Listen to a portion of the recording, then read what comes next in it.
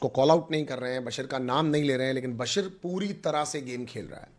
फिर चाहे प्रणीत के साथ बशीर का आज लड़ना हो क्लीनिंग की बात पर, हालांकि मैं आपको क्लियर कर रहा हूं कि कैप्टन को इन सब जिम्मेदारियों का बहुत ज़्यादा ध्यान रखना होता है। अगर कैप्टन नहीं रखता है तो गले पड़ते हैं कैप्टन के वीकेंड का वॉर पर, या फिर बिग बॉस भी कोई पनिशमेंट देते हैं। हो सकता है कि बशीर के लिए बिग बॉस फटाफट में समझ नहीं पाए, वरना बिग बॉस को एक्चुअली बशीर को कुछ पावर्स देनी चाहिए थी अगर गेम को इंटरेस्टिंग करना है तो भी।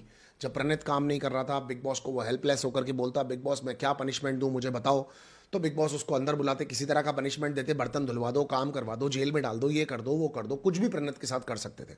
लेकिन मेकर्स चूंकि अगला टास्क प्रिपेयर कर चुके थे, कैप्टनशिप टास्क, इसलिए उन्होंने इस बात का ध्यान नहीं दिया। बट बशीर अपनी किसी भी चीज को सॉर्ट आउट करने के बिल्कुल मूड में नहीं होता है।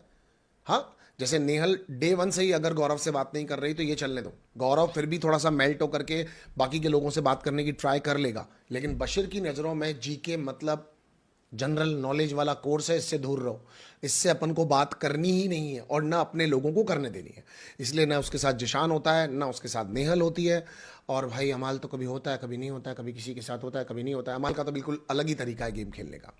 दूसरा सेम केस, अगर दिलचस्पी खेल के अंदर थोड़ी सी भी इनडायरेक्टली डायरेक्टली इत्तफाका नहीं मान लो, अगर अमाल भी दिखा रहा है तो उस मैटर को भी उसने वहां पे कहा खत्म कर दो, इसके बारे में मत करो बात, ये दोनों औरतें आपस में एक हो जाएंगी, आप मत पड़ो इस चक्कर में।